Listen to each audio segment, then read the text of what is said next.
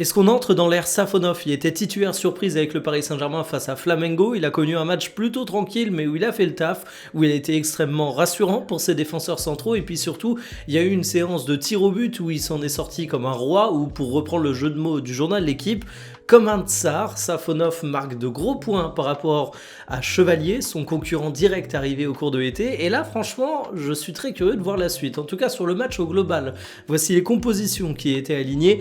Gvara a été buteur pour le Paris Saint-Germain. Vitinha a été élu homme du match par la FIFA. Quelle blague, c'est évidemment Safonov qui aurait mérité ce titre, mais j'ai également beaucoup apprécié le match de Zaïre Emery du côté du PSG.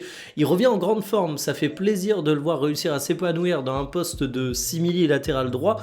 On est rassuré, on voit qu'il y a des solutions à Paris, même en l'absence d'Achraf Hakimi. Mais en dehors de ça, c'est pas pour rien que ça a été jusqu'au tir au but, c'est parce que le match était tout sauf évident pour Paris.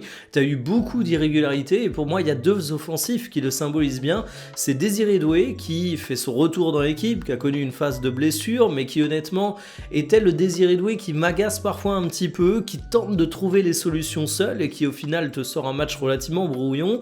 Et le deuxième qui m'a agacé, c'est Dembélé qui l'a remplacé, un Ousmane Dembélé qui est en prise avec des blessures depuis le début de saison, qui grappille quelques minutes de jeu ici et là. Le grand Dembélé, on ne le revoit pas pour le moment, et lui aussi il a signé un match qui était relativement brouillon. Alors les attaquants sont pas les seuls sujets, hein.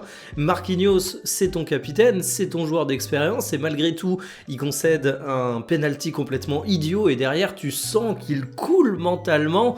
Et oui, ce Paris Saint-Germain est une équipe qui mentalement au global est désormais très solide. Il suffit de voir le nombre de succès qu'ils vont chercher au tir au but, et pour ça faut être bien dans ses baskets. Mais Marquinhos, j'ai l'impression qu'il y aura toujours un sujet sur ça autour de lui. Légende du Paris Saint-Germain, bien évidemment. Joueur incroyable, exemplaire, joueur qu'il faut saluer. Je suis d'accord avec tout ça.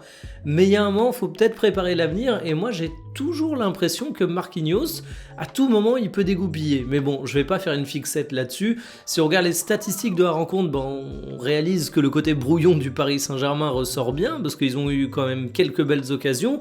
Et Flamengo, franchement, avec le penalty concédé, tu te rends compte que ça a augmenté également leurs chances de victoire.